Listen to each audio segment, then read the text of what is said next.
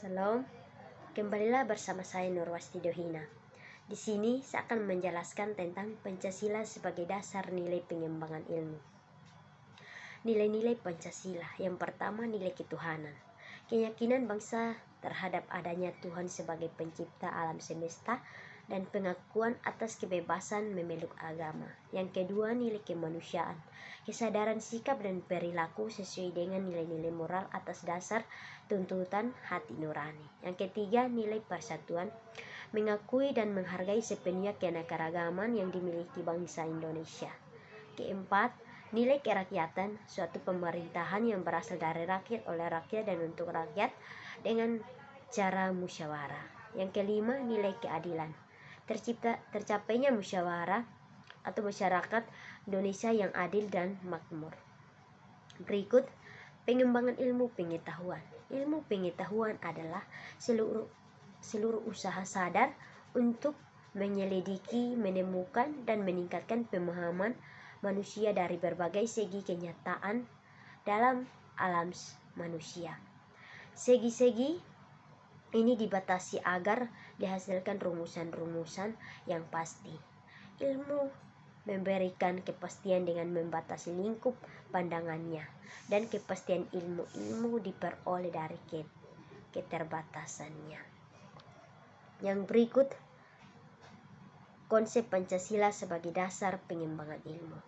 Yang pertama, setiap ilmu, pengetahuan, dan teknologi yang dikembangkan di Indonesia haruslah tidak bertentangan dengan nilai-nilai yang terkandung dalam Pancasila. Yang kedua, setiap iptek yang dikembangkan di Indonesia harus menyertakan nilai-nilai Pancasila sebagai faktor internal pengembangan iptek itu sendiri.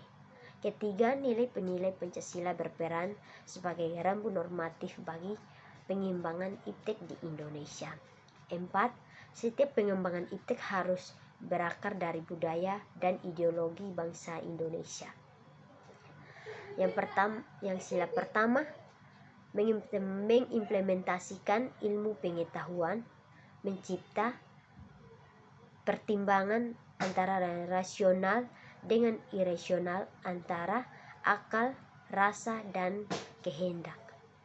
Yang kedua, memberikan dasar-dasar moralitas bahwa manusia dalam mengembangkan iptek haruslah secara beradab. Iptek adalah bagian dari proses budaya manusia yang beradab dan bermoral.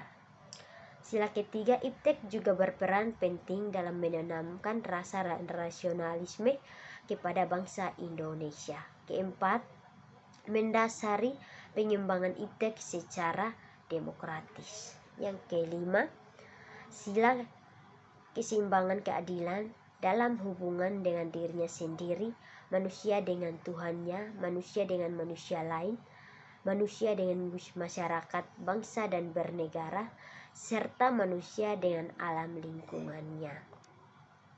Berikut Pancasila sebagai landasan etika pengembangan iptek. Yang pertama, pengembangan iptek terlebih dahulu yang menyangkut manusia haruslah selalu menghormati martabat manusia, misalnya dalam rekayasa genetik. Yang kedua, iptek haruslah meningkatkan kualitas hidup manusia baik sekarang maupun di masa depan. Ketiga, pengembangan iptek hendaknya membantu pemekaran komunitas manusia baik lokal, nasional maupun global.